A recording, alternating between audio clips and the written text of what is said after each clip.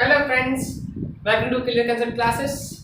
तो दोस्तों देखिए, स्ट्रक्चर ऑफ एटम का पार्ट 2 है, जो कि है डिस्कवरी ऑफ इलेक्ट्रॉन। ठीक है, तो डिस्कवरी ऑफ इलेक्ट्रॉन के बारे में आज हम लोग पढ़ेंगे कि इलेक्ट्रॉन की डिस्कवरी कैसे हुई थी।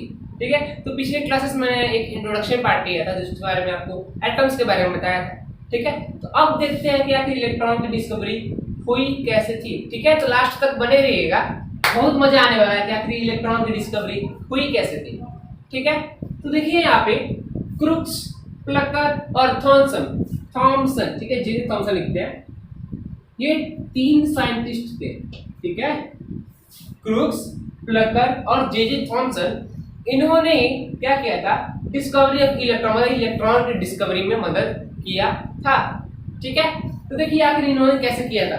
आप यहाँ पे एक डायग्राम देख सकते हैं, काफी गंदा दिख रहा है, पर यही है जो इन लोगों ने किया था। ठीक है, क्या है ये समझते हैं, आसान है।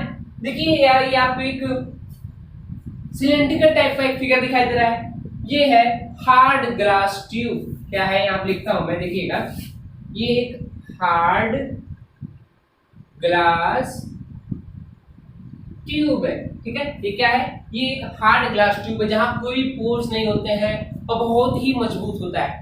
ठीक है, ये है एक हार्ड ग्लास ट्यूब लिया गया है, इसमें क्या है, एक वैक्यूम पंप फिक्स है। ठीक है, इसमें एक वैक्यूम पंप फिक्स है और इसमें एक कोई भी गैस फिल्ड कर दिया गया, मतलब भर दिया गया है कोई भी गैस, जो कि हम लोग कंसिडर कर सकते हैं, कोई भी गैस ले सकते हैं। ठीक है, जो भी सुटेबल करें, और उसका जो कंडीशन होना चाहिए उस गैस का क्या होना चाहिए, एकदम इक्विलिब्रियम होना चाहिए। क्या होना चाहिए, एकदम इक्विलिब्रियम होना चाहिए, मतलब इक्वल होना चाहिए। अच्छा, तो भाई हम लोग यहाँ पे एक वैक्यूम पंप क्यों लगा है, इसका काम क्या है, वैक्यूम पंप का काम क्या है, जानने वाली चीज है।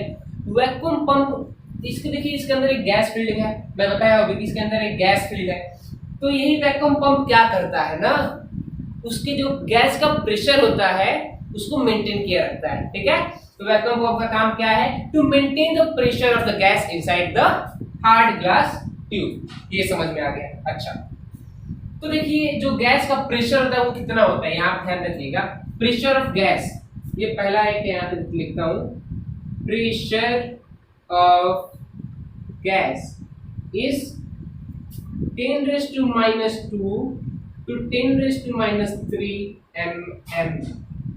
ठीक है, क्या है, इसका प्रेशर है और बहुत ही कम है, 10⁻² to 10⁻³। आखिर ऐसा क्यों है भाई, क्यों है, आखिर इसका जो प्रेशर है गैस का इतना कम क्यों रखा गया, 10⁻² to 10⁻³ क्यों रखा गया। देखिए एक्चुअली हमको ये पता है कि जो सॉलिड होता है और लिक्विड होता है वो क्या कर सकते हैं, इलेक्ट्रिसिटी को कंडक्ट कर लेते हैं, ये तो पता है, सॉलिड है लिक्विड है वो इलेक्ट्रिसिटी को कंडक्ट कर लेते हैं। और जो गैस होता है, नॉर्मली जो गैस होता है वो इलेक्ट्रिसिटी कंडक्ट नहीं करता है।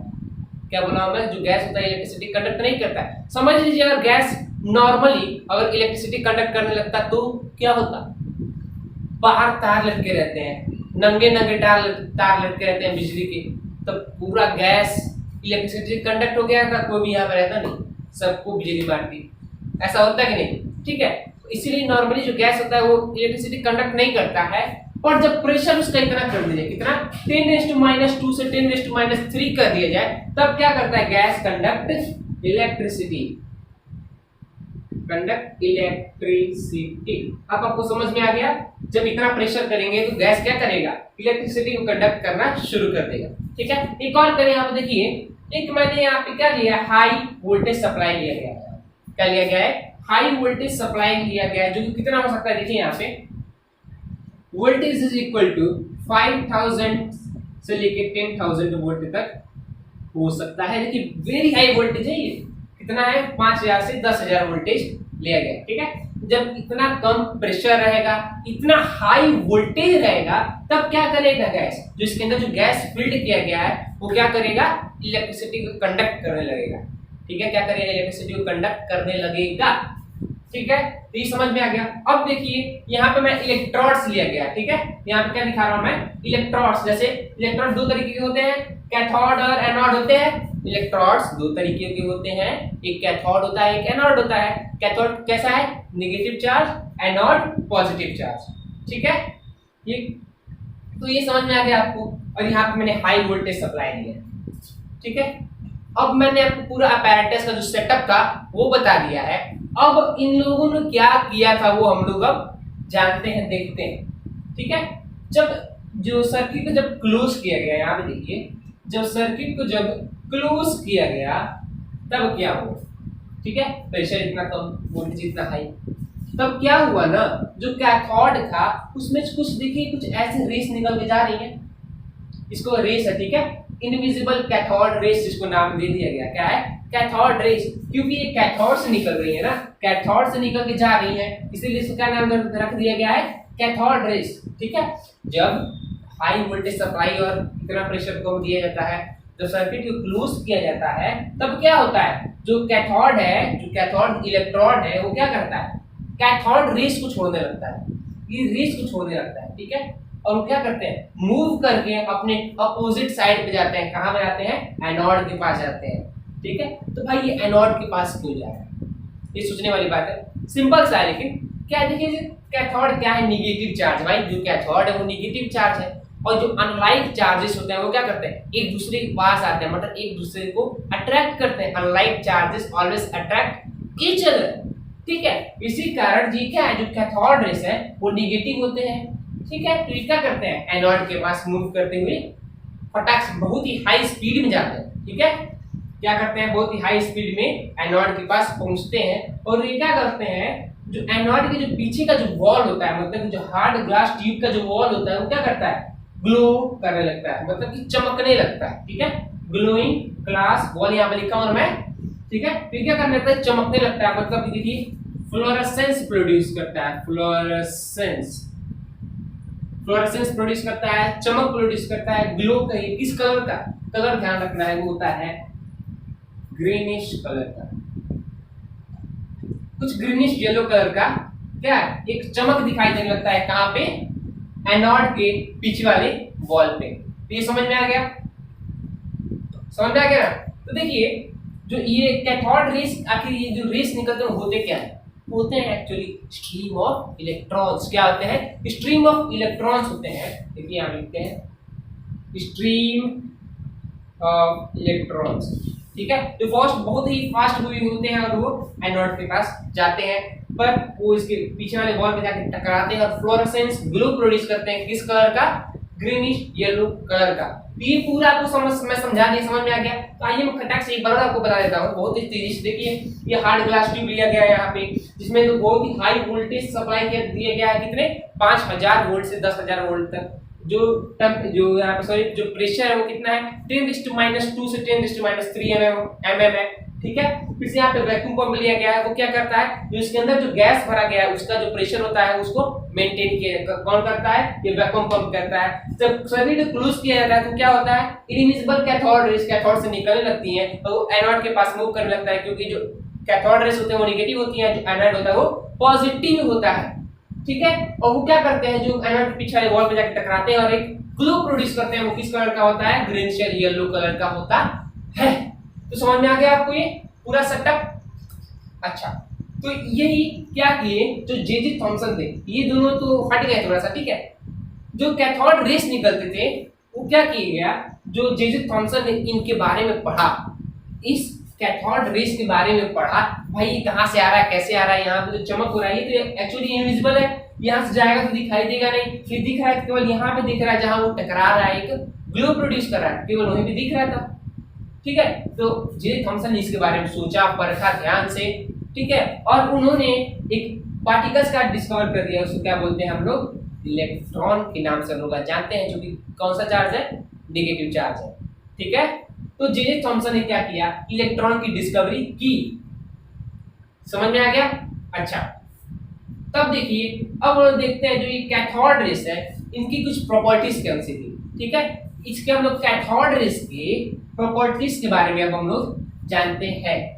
ठीक है, तो आइए, तो देखिए दोस्तों ये है प्रॉपर्टीज ऑफ कैथोड रेस। ठीक है, तो ये मैंने 9 प्रॉपर्टीज लिए हैं। ठीक है, तो ये कौन से प्रॉपर्टीज शो करते हैं, तो ये देखते हैं। सबसे पहले देखिए, travel in straight line and current produce shadow. ठीक है, ये क्या करते हैं, स्ट्रेट लाइन, लाइट की तरह स्ट्रेट लाइन में ट्रैवल करते हैं, और क्या करते हैं, कैन प्रोड्यूस शैडो। और उनके बीच में अगर कोई भी क्या कर रहा है, और कोई भी अगर ऑब्जेक्ट आ जा रहा है, ओपेक ऑब्जेक्ट आ जा रहा है, तो क्या करेगा, उसका शैडो प्रोड्यूस कर देता है। कौन? Cathode rays. क्योंकि भाई देखिए वो तो एक तो अगर वो फ्लोरेसेंस मतलब ग्लो प्रोड्यूस कर रहा है, इसका मतलब उसके अंदर लाइट है, ठीक है, इसका मतलब वो शैडो बना सकता है। जैसे आप देखिए कोई लाइट आ जा रहा है, कैथोड रेज जा रहे हैं, इसके बीच में यहाँ पे एक ऑब्जेक्ट है जिसका शैडो यहाँ पे ऐसे बन गया, ठीक है, ये ऐसे ऑब्जेक्ट है और इसके यहाँ पे ऐसे शैडो है, ठीक है, समझ गए? यहाँ पे इसके पे टकराएगा, यहाँ पे शैडो बन जाएगा। समझ में आ गया कि जो कैथोड रेज होते हैं वो इलेक्ट्रिक मतलब कि स्ट्रेट लाइन में चलते हैं इलेक्ट्रिसिटी की तरह, और क्या है, वो शैडो बना सकते हैं, ठीक है। ये पहला पॉइंट समझ में आ गया। दूसरा क्या है, दे पोसेस काइनेटिक एनर्जी। भाई सिंपल सी बात है, काइनेटिक एनर्जी क्या होता है, मतलब कोई बॉडी अगर मोशन में है तो उसके अंदर काइनेटिक एनर्जी होती है, किसके कारण है, और कोई भी बॉडी अगर मोशन में है तो उसके अंदर क्या होगी, काइनेटिक एनर्जी होगी, ठीक है। तो देखिए जो कैथोड रेज है वो क्या कर रहे हैं, कैथोड से मूव करके एनोड पे जा रहे हैं, इसका मतलब निगेटिव से पॉजिटिव जा रहे हैं। भाई अगर वो जाएंगे कैसे, जब उनके पास काइनेटिक एनर्जी होगा तभी ना, ठीक है। तो दे पोसेस काइनेटिक एनर्जी, समझ में आ गया। और ये देखिए एग्जाम में कभी कभी क्वेश्चन पूछ देता है कि आप इसको कैसे बता सकते हैं कि कैथोड रेज के पास काइनेटिक एनर्जी है, ठीक है, कैसे इसके पास काइनेटिक एनर्जी है। तो देखिए हम लोग कैसे इसको बता सकते हैं, जब उसके बीच में जब पैडल रख दिया जाता है, देखिए यहाँ पे कैथोड रेज जा रहे हैं तो बीच में कोई पैडल मतलब घुमाने वाला चीज रख दिया जाता है, पैडल, जैसे साइकिल का पैडल हो गया ना, वैसे ही जब कोई रोलिंग ऑब्जेक्ट उनके सामने रख दिया जाता है तो क्या होता है, वो ऑब्जेक्ट घूमने लगता है। इसका मतलब इसके अंदर काइनेटिक एनर्जी होता है जो क्या हो जा रहा है, उस ऑब्जेक्ट में ट्रांसफर हो जा रहा है, उस पैडल में ट्रांसफर हो जा रहा है, उस रोलर में ट्रांसफर हो जा रहा है। समझ में आया? तो इसको आप कैसे बता सकते हैं क्योंकि ये काइनेटिक एनर्जी है। समझ में आ गया? एग्जाम में एक इंपॉर्टेंट क्वेश्चन बन सकता है यहाँ से, ठीक है। Deflected by electric and magnetic field, ठीक है। जब कैथोड रेज पास करते हैं देखिए क्या होगा, ये यहाँ पे ये पॉजिटिव चार्ज है, ये नेगेटिव चार्ज है, ठीक है। जब यहाँ से कैथोड रेज पास करते हैं ना, ऐसे जाते हैं तो क्या करते हैं, पॉजिटिव की तरफ क्या करते हैं, डिफ्लेक्ट करते हैं, ठीक है। तो क्या करते हैं, पॉजिटिव की तरफ डिफ्लेक्ट कर देते हैं, ठीक है। ये आप समझ गए? अच्छा, और ये इलेक्ट्रिक फील्ड हो गया। एक मैग्नेटिक फील्ड होता है, उसमें क्या होता है समझ लीजिए, ऐसे कैथोड रेज जा रहे हैं, यहाँ पे नॉर्थ हो जाएगा और यहाँ पे साउथ हो जाएगा। हाँ ये सही है, ठीक है। तो क्या होता है, जब यहाँ से कैथोड रेज जाएंगे तो ये नॉर्थ की तरफ मूव करेगा, समझ रहे हैं, इलेक्ट्रिक फील्ड और मैग्नेटिक फील्ड में। इसमें पूछता है क्या है कि प्रॉपर्टीज में कि डिफ्लेक्टेड ओवर इलेक्ट्रिक और मैग्नेटिक फील्ड, ये समझ में आ गया। प्रोड्यूस फ्लोरेसेंट, ये पता है, ठीक है। We can ionise a gas, मतलब कि अगर कोई भी गैस उनके सामने अगर आ रहा है उसे टकराएगा और उसको क्या करेगा, आयोनाइज कर देगा। जैसा कि देखिए मैं आपको बताता हूँ, मान लीजिए उसके अंदर एक जो हार्ड ग्लास ट्यूब था, याद करिए उस डायग्राम को, ठीक है। तो उसके अंदर अगर कोई भी समझ लीजिए H2 गैस है, ठीक है। जब इसके एटम इसके जो कैथोड रेज है उनके सामने आएंगे तो क्या होगा, देखिए ये H+ में चेंज हो जाएगा, समझ रहे हैं। ये क्या किया, इसको आयोनाइज कर दिया ना। आयोनाइज का मतलब उसको आयंस के फॉर्म में चेंज करना, तो H+ हो गया, चेंज हो गए, ठीक है। They can ionise a gas, can produce X-rays when strike heavy metal, ये भी इंपॉर्टेंट है, ठीक है। जब कैथोड रेज किसी हैवी मेटल पे जब स्ट्राइक करते हैं, टकराते हैं, तो क्या होता है ना, जो देखिए वो क्या होता है, एक्स-रे प्रोड्यूस करते हैं। जैसे देखिए यहाँ पे मैं दिखाता हूँ, ये कैथोड रेज जा रहा है, बीम है उसका, ठीक है, बीम है, यहाँ पे इसके पास टकराया है, ऐसा कोई ऑब्जेक्ट है, टकराया, हैवी मेटल है, यहाँ जब टकरा के जब ये ऐसे निकलेगा, ये क्या होगा, एक्स-रे बन जाएगा। क्या हो जाएगा, एक्स-रे।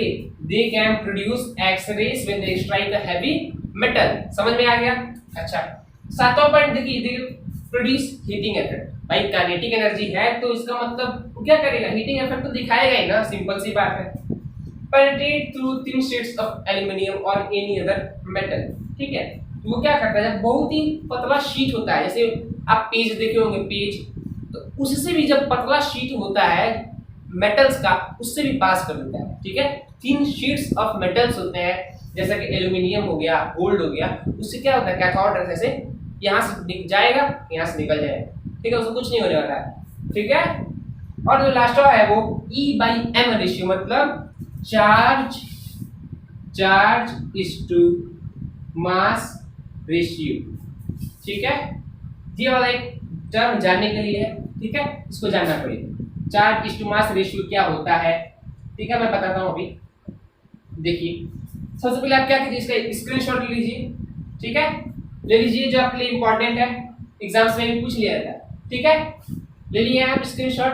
आइए नेक्स्ट मैं 9वां पॉइंट बता रहा हूँ आपको कि चार्ज टू मास रेशियो क्या होता है, E/M रेशियो क्या होता है, ठीक है, आइए देखते हैं।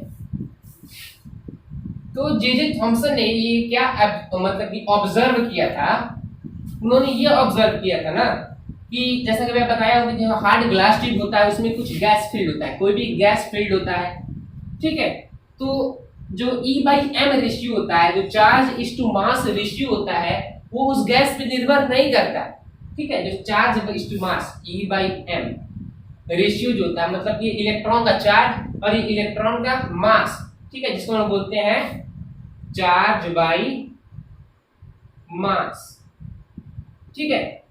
जो चार्ज टू मास रेशियो है वो किस पे डिपेंड नहीं करता है, जो उसके जो हार्ड ग्लास ट्यूब के अंदर जो गैस रहता है उसके ऊपर डिपेंड नहीं करता है, क्या, चार्ज टू मास रेशियो। आप समझ रहे हैं ना कि जो चार्ज टू मास रेशियो रहता है, जो हार्ड ग्लास ट्यूब के अंदर जो गैस होती है उसके ऊपर डिपेंड नहीं करता है। मान लीजिए सबसे पहले देखिए इसका वैल्यू कितना होता है, इसका वैल्यू होता है 1.759 इंटू 10⁸ कूलम पर ग्राम, हाँ इतना ही होता है, ठीक है। E/M रेशियो के बाद सबसे पहले वैल्यू आप ध्यान रखिए क्या होता है, 1.759 इंटू 10⁻⁸ कूलम पर ग्राम, याद रख लीजिए, बहुत ही इंपॉर्टेंट है, ठीक है, आगे में अब काम आता है। तो जो समझ लीजिए कि हार्ड ग्लास ट्यूब में पहले तो H2 गैस था और दूसरे वाले में मान लीजिए कि O2 गैस, ठीक है। जब कैथोड रेस इसमें से निकाली गई तो वैल्यू कितना आया, यही आया, जब O2 था तभी वैल्यू इतना ही आया, समझ रहे हैं ना। इसका मतलब जो ये E/M रेशियो का जो वैल्यू है किसी गैस पे डिपेंड नहीं कर रहा, इसका मतलब क्या है, वो यूनिवर्सल है। जो पार्टिकल जो कैथोड रेस के अंदर जो पार्टिकल्स मूव कर रहे हैं वो क्या है, यूनिवर्सल इन ऑकरेंस है, जिसका नाम दे दिया गया इलेक्ट्रॉन, ठीक है। और ये किसने बताया था, जे थॉमसन ने बताया था, ठीक है। और उसका नाम इलेक्ट्रॉन नाम किसने दिया था, वो दिया था H.E. लॉरेंस ने, ठीक है। H.E. लॉरेंस एक साइंटिस्ट थे जिन्होंने इलेक्ट्रॉन नाम दिया था, देखिएगा इलेक्ट्रॉन नाम दिया था। तो चार्ज टू मास रेशियो का वैल्यू कितना होता है, फटाक से मेरे साथ दोहराइए, 1.759 इंटू 10⁸ कूलम पर ग्राम। समझ में आ गया, 9वां पॉइंट था इस प्रॉपर्टीज का। नवो आपको याद करना पड़ेगा, समझना पड़ेगा, ठीक है, समझना पड़ेगा, ठीक है। तो आइए अब देखते हैं कि मास, इलेक्ट्रॉन का मास कितना होता है, मास ऑफ इलेक्ट्रॉन, ठीक है। इसको इलेक्ट्रॉन से डिनोट कर सकते हैं E-, ठीक है। तो मास ऑफ इलेक्ट्रॉन आप कैसे बता सकते हैं, देखिए E, मैं इसको M से डिनोट करता हूँ, किससे, मास ऑफ इलेक्ट्रॉन को देखिए मैं ऐसे करता हूँ M, mass of electron M, ठीक है, इज इक्वल टू E/M। मैं कैसे लिख सकता हूँ, देखिएगा, बताइएगा, E/M, देखिए आखिर ये सही है कि नहीं, चेक कर लेते हैं इक्वेशन सही है कि नहीं। देखिए कैसे, ये इसको मैं ऊपर भेजूंगा तो ये उल्टा हो जाएगा, E/1 इंटू M/E हो जाएगा, E कट जाएगा, सेम है, M is equal to M, इसका मतलब ये इक्वेशन सही है, इसका मतलब मैं इसको अप्लाई कर सकता हूँ, ठीक है। तो ये अप्लाई करते हैं भाई, देखिएगा M is equal to E/M, ठीक है। तो E/M क्या है, चार्ज टू मास रेशियो, इसका वैल्यू कितना होता है, याद बताइए 1.759 × 10⁸, ठीक है, ये वैल्यू होता है। और ये क्या है, E मतलब चार्ज ऑन इलेक्ट्रॉन, तो भाई वो क्या होता है, हम लोग बहुत छोटे क्लासेस पढ़ते आ रहे हैं, क्या होता है वो बताइएगा, 1.6 × 10⁻⁻19 कूलम होता है, बताइए 1.6 × 10⁻⁻19 कूलम, याद कर लीजिए, ठीक है। अब देखिए, और ये E/M रेशियो यहाँ पे लिखता हूँ मैं 1.759 × 10⁸, ठीक है। तो जब हम लोग इसका मास कैलकुलेट करेंगे, जब इसको आप पूरा तोड़ मरोड़ के कैलकुलेट करेंगे तो देखिए इसका मास कितना आएगा, 9.108 × 10⁻28 ग्राम, कितना आया, 9.108 × 10⁻28 ग्राम। मेरे साथ दोहराते रहिए, ठीक है, या इसको आप केजी में चेंज कर सकते हैं, कितना हो जाएगा 9.108 इंटू 10⁻31 किलोग्राम। ठीक है, इसको आपको याद करना पड़ेगा, बहुत ही मस्त है।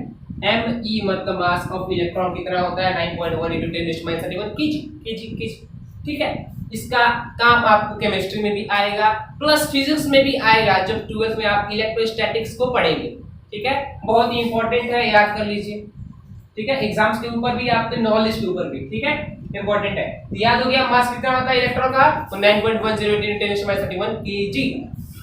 अच्छा, तो हमने चार्ज इस टू मास रेशियो निकाल लिया, मास निकाल लिया, चार्ज पता ही है इलेक्ट्रॉन का क्या होता है। भाई रेडियस क्या होता है, इलेक्ट्रॉन का रेडियस क्या होता है, ये तो जानना पड़ेगा ना हम लोग को। तो आइए जानते हैं रेडियस। सोचिए एटम उतना छोटा हम लोग को दिखता नहीं है, एक तो इलेक्ट्रॉन कितना छोटा होगा, इसका मास देखे थे -31 केजी, मतलब कि है ही नहीं, समझ लीजिए, मतलब कि है ही नहीं, नेग्लिजिबल मान लीजिए उसको, समझ रहे हैं। तब देखिए हम लोग उसका रेडियस कैसे निकालेंगे। तो आप लोग ये इक्वेशन पढ़े हो, E = mc², बहुत ही अब तो बहुत ही प्रचलित हो गया है, E = mc²।